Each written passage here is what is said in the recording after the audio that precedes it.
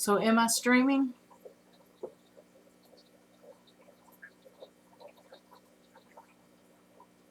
Yep, it's starting. Stream health? Questionable. Okay, I may have to readjust my outgoing source, my output settings. Oops.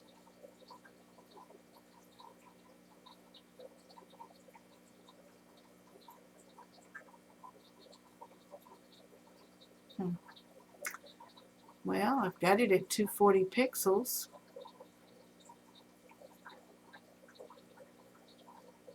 It says I'm live. Well, I just practiced twice giving you a fish room tour. I don't have very many, but I'm beginning.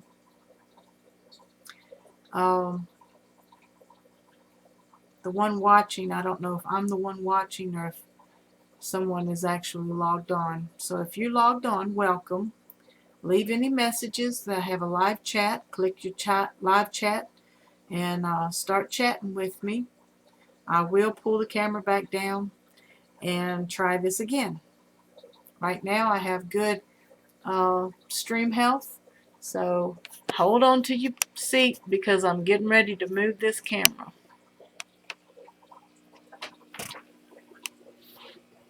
Okay, I'm going to have to pull up my webcast so I can see what I'm doing. Sorry about that. Here are some of the foods that I feed my guppies. I order it from Everything Aquatic. I have for over a year. Bought their homemade foods, and my fish thrive very well and they love their food. Some guppy color flake. I have some parasite flake. I have some plain guppy flake. And back here I have some freeze-dried bloodworms. Those are 4 ounces and these are 2-ounce bags. And they're real reasonable. A lot of it's under $2, and I just buy a bunch of it at a time. Sorry about that. Here's my 3-gallon grow out tub. I have some snake skin females in here, and I found a male a while ago which I need to fish out. Here's my hospital tank. I have 2 male guppies in there right now that are suffering from abdominal internal parasites. I'm treating them with Epsom salts and the parasite flakes and water changes, and time will tell. Here's another 3-gallon tank that is cold. It doesn't have any heat in it, and I put my excess guppy grass and duckweed in there. And back here is my 10-gallon grow out tanks. I have top sword snake skins, I have red snake skins, I have a couple tuxedo flame tails, and a couple other variables in there. There might be a tequila sunrise in there. I've been trying to breed the tequila sunrises, but they've turned into red snake skins or died from being weak, so I need to outsource some females. This other 10-gallon tank that's back here in the closet that you can't see very well, which I apologize for, is my female grow out tank, and they're the female snake skins and cobra snake skins and some tequila sunrise females in there and some blonde females. And I'm going to pick my favorites for breeding and take the rest of them to the fish store so I can use these for grow out tanks after they start having babies. Downstairs I have 2 20-gallon tanks which I use for my breeder tanks. Here are some of the supplies that I use in my fish room. I've got the 5-gallon Glowfish Panaview aquarium. I've used some top fin algae wafers for my cory cats and my shrimp. I've used the EX 20 and 30 carbon filters that goes in the hang on the back filters. I don't change them every 30 days. I do rinse them in the water that I take out of my aquariums and put them back in. After 30 days, though, I will slit them open and dump out the old carbon. Sometimes I put fresh carbon in, and sometimes I don't put any carbon in at all. I have tetras submersible preset heaters for 10 to 30 gallons. And I also use the Aquarium Pro 100 heaters for my 20 gallons downstairs. I've used the Lee's Airstone diffusers. And of course, you see here I have the API Master Test Kit. I have the API pH test kit, but I don't hardly use it. I have some aquarium salt that I'll use from time to time. And I use the Marine Land Carbon. And my son-in-law gave me this Penguin BioWheel mini hang on the back filter and filters, but I haven't used it anywhere yet, so it's for a backup in case something fails. Here's my water conditioning chemicals.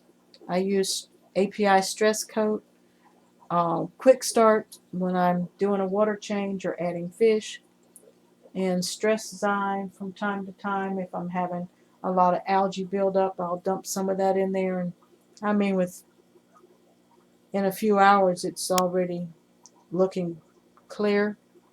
And I have the Melifix for external parasites and bacterial infections.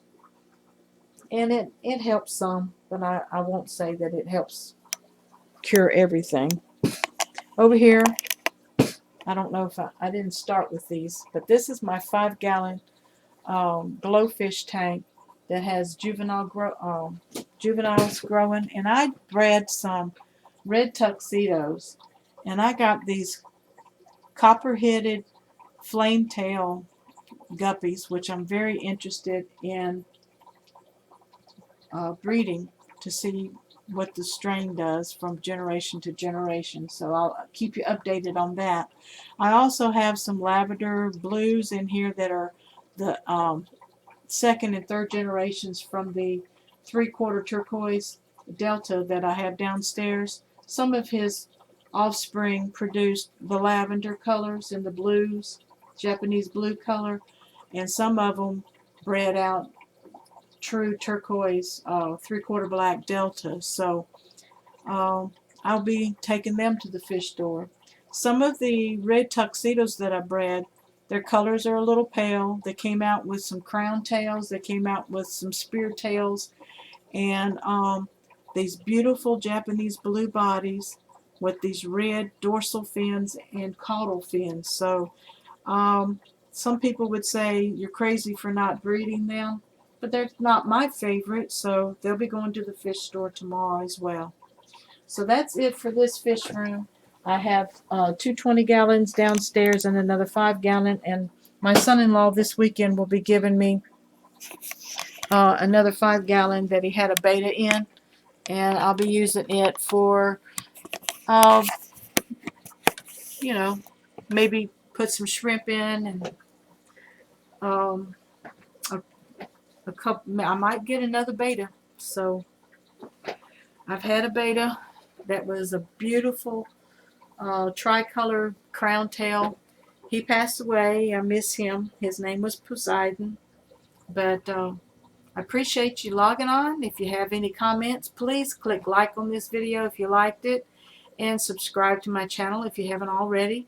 And I'll be back at 11 o'clock Central Standard Time tomorrow morning, Wednesday morning, to separate these fish out and get them ready for the local fish store. Bye for now.